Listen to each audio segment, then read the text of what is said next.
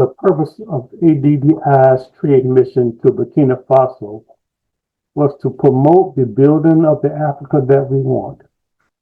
African resources such as cocoa, timber, platinum, gold, diamonds, and all are being extracted and benefiting Western countries.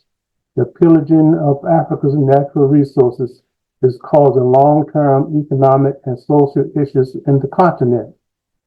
The extraction and export of Africa's wealth to Western nations further entrenches corruption and underdevelopment. African countries are now pushing to sell only processed resources to prevent the looting of their natural resources and wealth, aiming to retain more value within the continent. Greater Diversity News, through its podcast, The Economic Liberation of Africa, is promoting and supporting ADDI. If you value what we're doing, please share your comments, subscribe, like, and share our video. Good evening, viewers. This is Peter Grear with Greater Diversity News, and I'm here today with Dr. Stella Jefferies and my co-host, Gerry McCants. Our podcast is entitled The Economic Liberation of Africa. And in regards to the podcast that we're doing, we're supporting the African Diaspora Development Institute and Dr. Eric Connor. Dr. Jefferies is one of our organizational leaders. And I'm going to ask you, Doctor, if you would introduce yourself, tell us a little bit about who you are, where you are, what you're doing, and how long you've been doing it. Anything else that you think is appropriate in that introduction? Yes, hi, everyone. My name is Dr. Stella Jefferies. My journey has been defined by a passion of healthcare, entrepreneurship, and community leadership. My education odyssey begins with a BSN degree at the University of Maryland, followed by a Master of Science degree from Catholic University, and culminated in a Doctor of Nurse Practitioner degree from Wharton University. Professionally, I wear multiple hats. I'm the founder and CEO of Affordable Healthcare Nurse Practitioner Clinic, where we strive to make quality healthcare accessible to all patients. Additionally, I serve as the founder and president of Live Investment Group, LLC, spearheading initiative empowering economic growth in Liberia and beyond. And however, my commitment to bridging the gap between Africa and the diaspora extend beyond business experts. As the founder and CEO of the ADDI Marketplace and the president of the Liberia Diaspora Healthcare Task Force Incorporation, I'm dedicated to fostering unity and collaboration amongst the people of the African descent. Thank you, Doctor. You are also the chairperson of DMV. Would you tell us a little bit of what DMV is and how you all are functioning, where you came from, where you are, where you're going? Yes. So the ADDI DMV chapter, ADDI has multiple chapters within the diaspora. There's multiple chapters in the United States. There's chapter in China. There's chapter in Australia. There's chapter in Switzerland, multiple chapters within the diaspora. And ADDI, on the continent, they have what we call Africa House. So, which is where there's no chapters on the continent, but there are different offices on the continent. So within the DMV chapter, I am the chapter chair.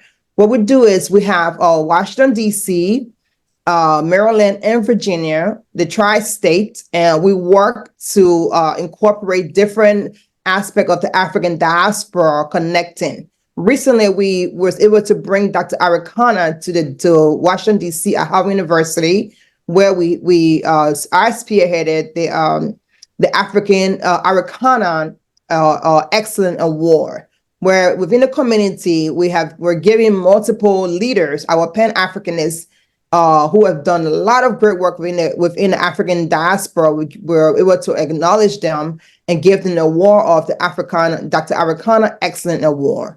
And we'll also give Dr. Arikana the Lifetime Achievement Award for all that she has done in the diaspora and also on the continent.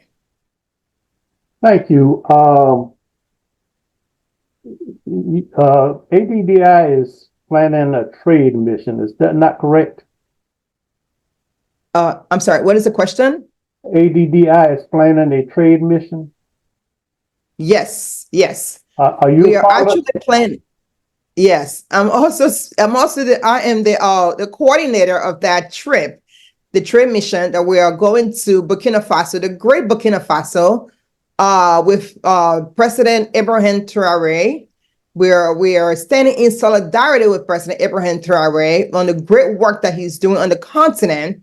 So they're calling, Burkina Faso is calling home the African diaspora to come and connect and work with the people on the continent.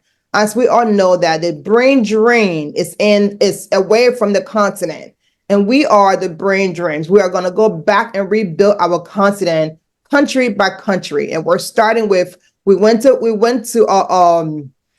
Ghana, and we did the Expo in Ghana, and now we're going to connecting with President Traoré and the people of Burkina Faso to bring investment and also different opportunities to the continent. And we're also going to be having they are having the National Culture Week. So we're going to experience the various culture activities that is happening in Burkina Faso. Thank you so much. Gerry, you want to jump in and ask a few questions, and I'll get back in after you and continue. Sure, Peter. Thanks so much. And Dr. Jefferies, again, great meeting you. My question to you is, what are some of the greatest needs as we tour the continent economically? I know there are infrastructure concerns in certain parts of the continent. Obviously, you're in the healthcare industry, there's concerns there. And obviously, you may have some concerns about investments and raising capital. Can you talk a little bit about that? Yes. As we all know that the IMF, the World Bank, and all those, what we call powerhouses, they have given a lot of various loans to Africa, the various countries in Africa. And because of that, there's constraint on the leadership, the various head of states, to have to pay back those loans. And those loans have major interest. The interest is so high. It is not a fair game at all when it comes to Africa. And it is very difficult for Africa to rise above when you have huge debts, huge loans that you have to pay back, high interest. The United States can borrow from the IMF or the World Bank, and their interest is not as high as Africa. But Africans, like Dr. Arikana always stated, the Africans have paid those loans multiple times over.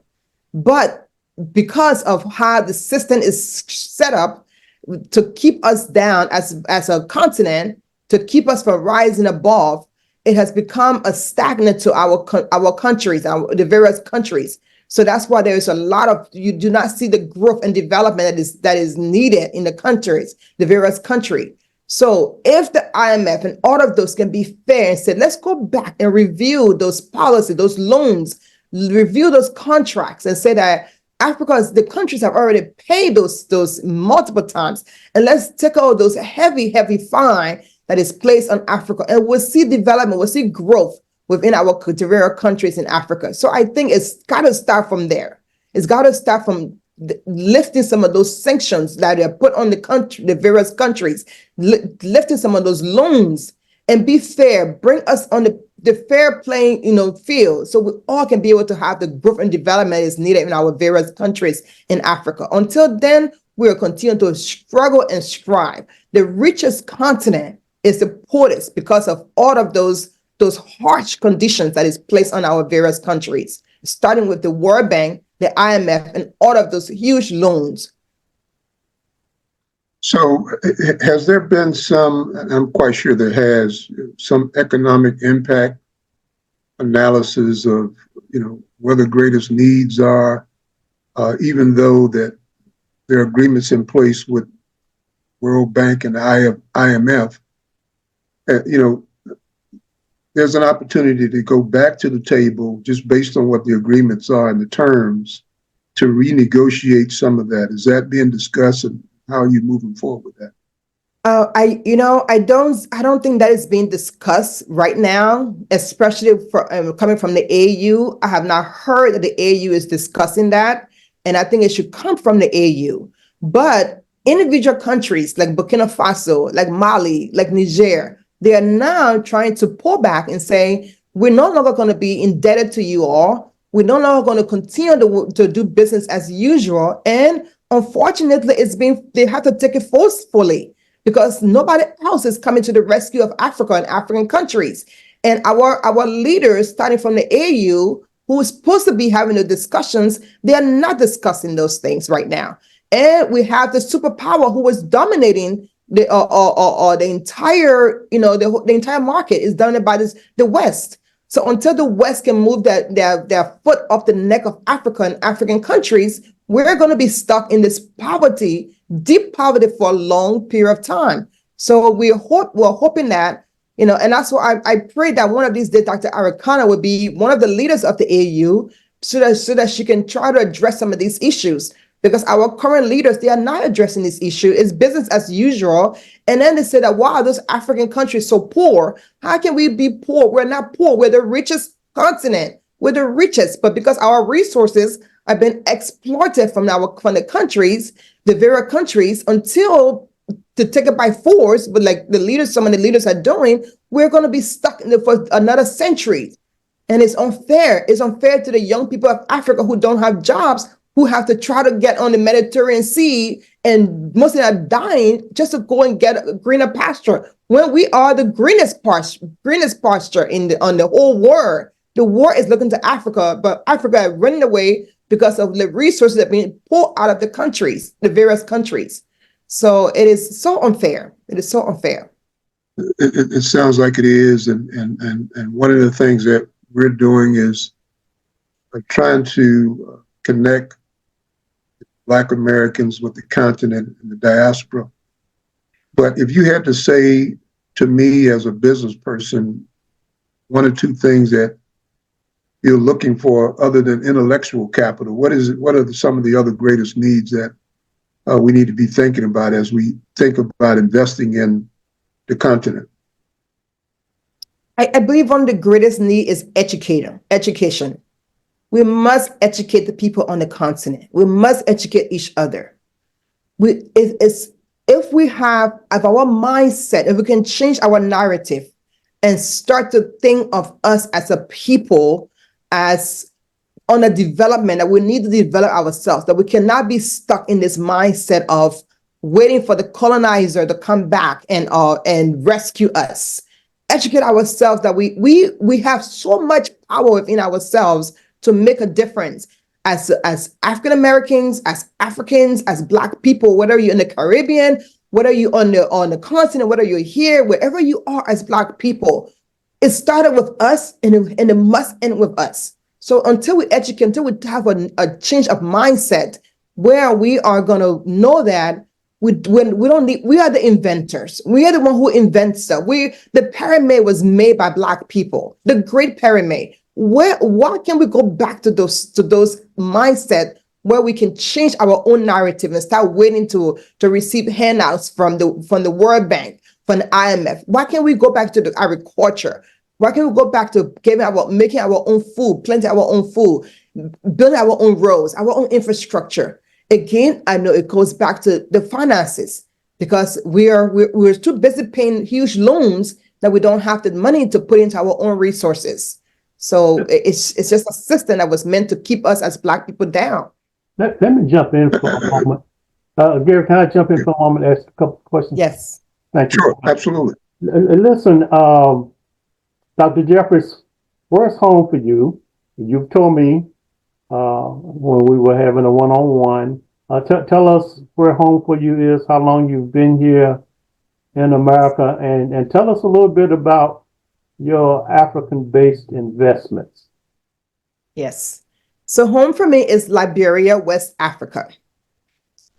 We all know that Liberia has been through a lot of devastation from the long-term civil war that lasted for so long, devastated the whole entire country. Many lost their lives, to Ebola that also crippled the healthcare system, through now COVID, and so many fragile infrastructure in the country right now. What I have done, and that's how we created we funded the Liberia Diaspora, the Liberia Live Investment, we formed a Live Investment company. And this company is to help to revitalize the country through investment. So we came together with some Liberia and African American. We put some money together and we're building very infrastructure. One of the biggest infrastructure that we're building is what we call the call center. You know, as Liberians, because Liberia was funded by the American Colonization Society. Well, there was indigenous Liberians, but the American Colonization Society, they sent the free slaves back home, and some of the free slaves agreed to go back home, and they went back home and they funded the country. Just Jacob Roberts, Stephen Alice Benson, all of those were free slaves. They went back home and funded Liberia was established. However, since 1847, Liberia is still in this primitive stage right now, due to the war, due to Ebola. So we the diaspora here, coming together to help build the infrastructure. So we formed a call center because Liberians, when we speak, our accent is not, it's pretty clear. So we want to be able to have an international call center where people can call and do business. Just like a lot of companies are outsourcing their calls, the customer service of various countries, to India and other places. We want Africa to also be part of that. So we'll fund a call center. Then we also have a clinic in Liberia. We have a clinic in Liberia where we provide healthcare services to the people in the community.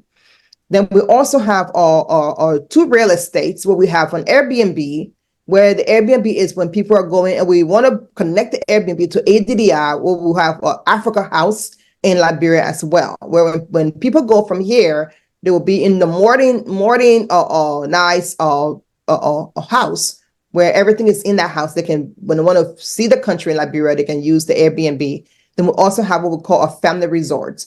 So we're building different infrastructure in the country so we can help to revitalize the country. And then we also have the Liberia Healthcare Task Force, where we work with the Minister of Health. From here, we send medications, we send supplies. We're able to send hospital beds. During the COVID, we send hospital beds. We send the PPE, which is the gown, the mask, all those different equipment that was needed during COVID. And then recently we sent also there was a tanker that exploded and a lot of patients got burned. The healthcare tax was also able to help send again supplies and donations to those burn victims. So we are not just sitting here. Our goal is, I call myself the Joseph of the day. Joseph left his father home, went to Egypt, but he took the resources from Egypt and went back and gave it to his people. We're here, the diaspora, must help our people on the continent with various resources, various education that we can provide to those people on the continent.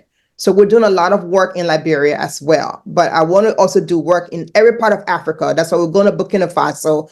We're going to go to Mali. We're going to go to wherever we can go as a diaspora to help our people on the continent. And we must educate them. Tell me this. How long have you been working with Dr. Arikana? How did you get to know her? What do you think about her? Yes, so with Dr. Arikana, I went to when she was the ambassador in Washington D.C., the AU ambassador. She did. There was a seminar that she did, and I sat all the way in the back at the AU, and I listened to this lady. And I say, I must be a part. I cannot just be on this, a bystander. I must get involved. And I wrote her team at that time. I said, I want to get involved. I'm in the DC area. I want to get involved. And they sent me a reply. Do you want to chair the DMV? And I said, absolutely. And since then, I think it was 2019, 2018, 2019. Since then, I've been heavily involved and engaged. And my involvement with ADDI is deeply, deeply rooted in Dr. Arikana's mission and visions. Thanks so much, Gerry. Yeah, I like what I'm hearing. I'm just looking at some of the unique opportunities, Dr. Jefferies. You talked about the trade mission. Tourism is something that we need to explore. But the thing I'm concerned about, and I'm quite sure ADDI has something in place, is an agreement between the U.S. and Africa in terms of economic development and investments. Are you aware of a document or something that talks about that? Well, I'm aware that, the U.S.-Africa trade agreement that Biden put in place, right? That, U.S. and I think all the head of states also came. This was in 2022, I believe, December of 2022, when the head of state came to Washington, D.C. And the U.S. is trying to work along with Africa. And I know that I think California is having a huge trade coming up in, June, I believe June or July. They want to bring in some businesses from Africa to come here to do trade, to do business. So I'm aware of that. I mean, those are the little steps that they're taking, which is important. But the U.S. needs to realize that the days of doing business with Africa and African countries that, thinking that they are the superhead, the powerhouse, those days are over. We have to do business we have to collaborate together. You can't look at Africa, you can't look down on Africa anymore, because Africa have the resources that the U.S. need. So we got to work together, collaborate, and not to look at us as, oh, we're a peasant, or we're not, you're bigger than us. No, those days are over. Let's share ideas. Let's work together, share ideas. Let's work together to collaborate, not to come and tell us that you must do that. If you don't do that, you want to be sanctioned. If you don't do this, we're going to pull back our aid. We don't need aid. We have the resources. We just got to come together as Africans to realize what we have. And the U.S. needs Africa. The entire world needs Africa more than Africa needs the world. Thank you. Gerry, let me jump in and ask another question. Sure. Doctor, you and I were in a meeting a week or so ago with OBT Social. Mm-hmm. Are you part of OBT Social? I think our audience would love to hear about OBT Social, your involvement, your use, and the fact that all of us are promoting ADDI, OBT Social, and part of our podcast process calls for Gerry and me to do interviews with ADDI leaders. So talk to us a little bit about OBT Social and the ADDI leadership. And of course, you've agreed that you would help me access some of your chapter leaders in the DC area so that we can continue to do podcasts and spread the word about the great things that are going on in Africa, and the fact that we in the diaspora need to be a part of making things happen. So I'm talking too much. Let me hear from you. Yes, well, my involvement with OBT Social, first of all, I bought shares. I bought shares, and I'm going to buy more shares because I truly believe where OBT Social is going. I believe in where their missions are. I believe where they're going. So I think the goal for OBT Social is to focus more on the continent, because right now the continent, we have the youngest population of all the various countries. Africa, the continent, has the youngest population. And those young people are striving for technology. And what OBT Social is going to bring technology, to bring a platform where we can be able to communicate among each other with not having us to, like, for example, Facebook, you cannot speak your truth on Facebook, because they're gonna block you, they're gonna stop you, they're gonna say that you're prejudiced, or whatever they're gonna say. So OBT Social is giving us that open platform to say, as Black people, let's come and speak our truth. Let's come and be able to work together, build the technology that we want on the continent. So I think that OBT Social can focus more on the continent. Like, I have my call center. I would love to connect my call center with OBT Social, where we can be able to open up and broaden it up to more young people, to have a bigger platform on various call center. Imagine having call center all over Africa through OBT Social. It would really, really revolutionize and change the technology, because Facebook is there, or Google is in Africa. So why can't OBT Social be on that platform where it's for us, by us, and through us? So that is what I think OBT Social will make a greater impact on the continent. So we're hoping that OBT Social can come along with us to Burkina Faso to meet President Ibrahim Traore, to meet the team, and to be able to bring this technology with this entire their social media platform, their like I said, connect with call centers and do various things on the continent. So, but I am a shareholder, and I'm gonna buy more shares in OBT Social. Thank you, Gerry. You want to jump back in? Yeah, I do, Peter. One of the things that I'm hearing is, outside of the trade mission, is really sort of a global, international summit, bringing some key players across the world to address some of these issues, particularly business people here in the U.S. and across the world who have interests and may already be doing business in the continent. We've got to bring those folk together as well to begin to have the dialogue and add value and investment to what you're talking about.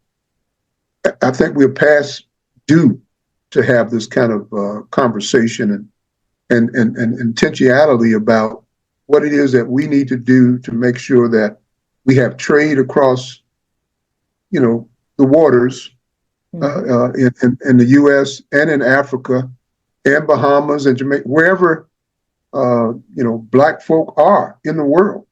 That's what we need to begin to talk about, the bigger picture, because we have people who are already investing in parts of the world already, and they understand, how to connect the dots as we're speaking about this. How do you feel about that? Oh yeah, absolutely. Like, even with this, we are going to be meeting in Burkina Faso. We're going to meet with the Minister of Foreign Affairs, Minister of Trade, going to meet Minister of Health, going to meet various ministers in Burkina Faso. And we're bringing in investors. We're going as investors for businesses as well. But you're right. The issue is we need to get to the place where we can trust each other.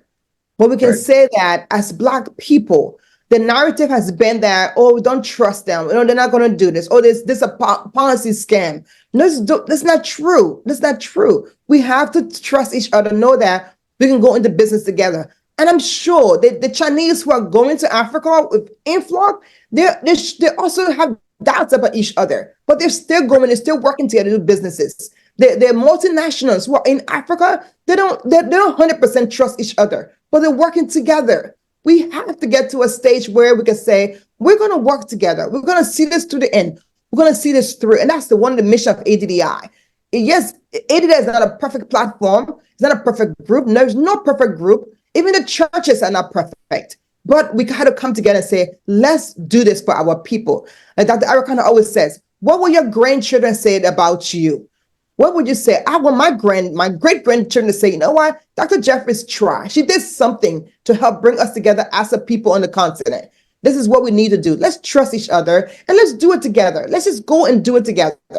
Nobody's going to build Africa. If the multinational goes there, if the Chinese goes there, if the Lebanese goes there, you know what to do? They go there to become millionaires. They take all their resources back to that country and they build that country. But if we go back home, but that's back home. We're going to leave the money in there and we're going to develop the continent. We're not going to bring the resources away. If I go back home, I'm not bringing nothing back here.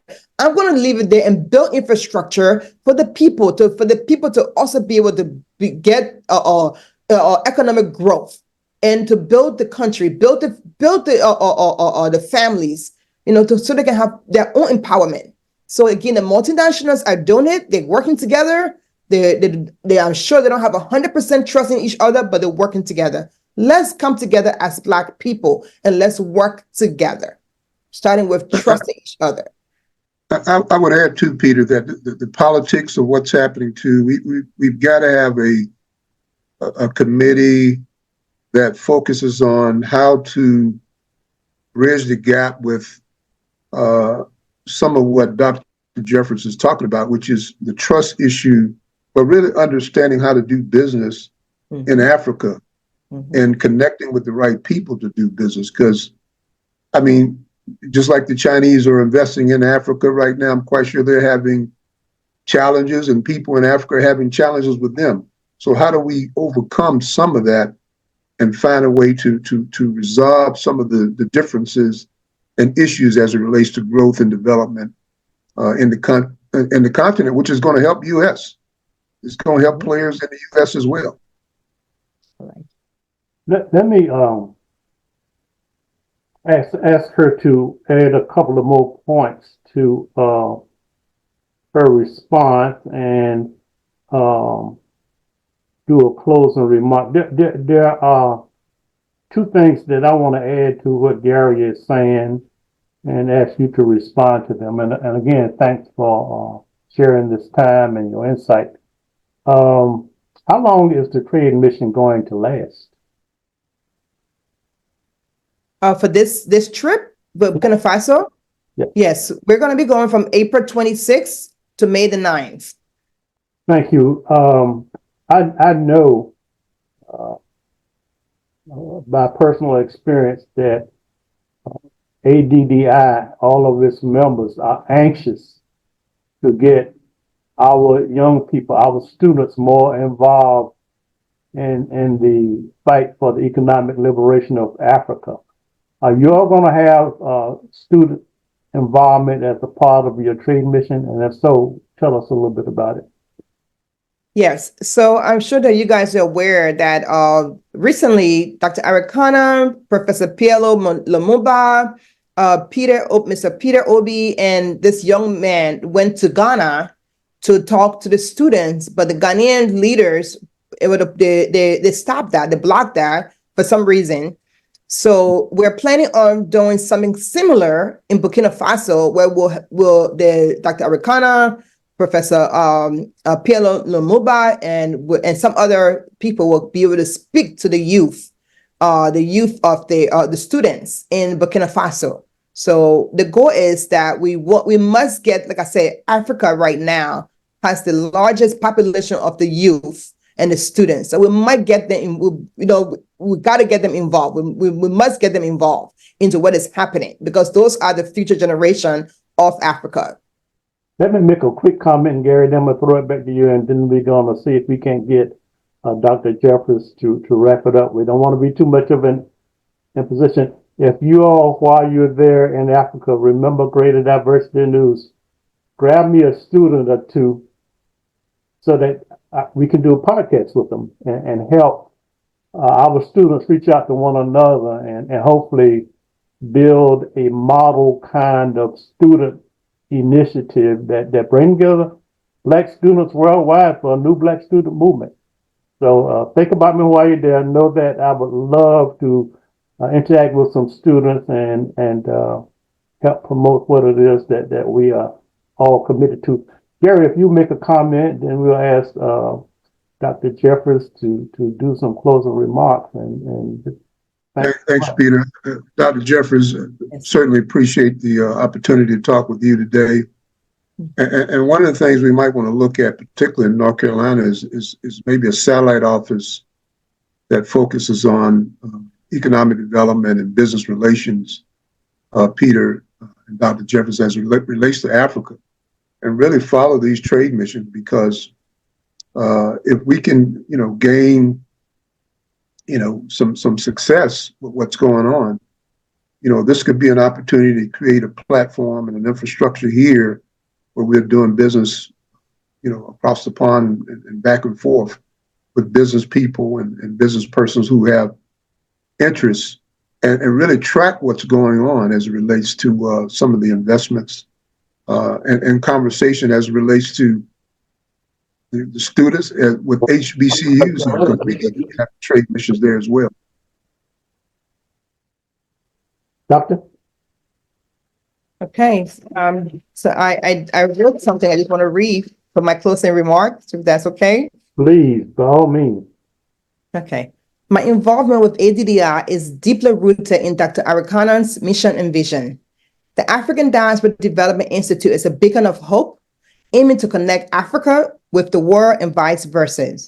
Recognizing the pivotal role of the diaspora in Africa development, ADDI strives to promote unity, education about investment opportunities, and advocates for the African continental free trade. Having realized the economic implication of the African diaspora exodus, I am driven to pave the way for their active participation in Africa growth. As Africa head of states call for the returns of the diaspora to build the Africa we envision, I stand firm in my mandate to empower and mobilize people of African descent worldwide. In addressing issues such as war leadership, ranking, and economic liberation of Africa, I firmly believe that collaboration and empowerment are key. My involvement in the ADDI in the DMV area and upcoming ADDI Burkina Faso trip highlight my commitment to grassroots engagement and global collaboration. Through initiatives like OBT Social and mobilizing Black students, I strive to create platforms for meaningful exchange and empowerment. My periodic appearances on podcasts like this one further amplifies our collective voice and vision for unity and prosper Africa and diaspora.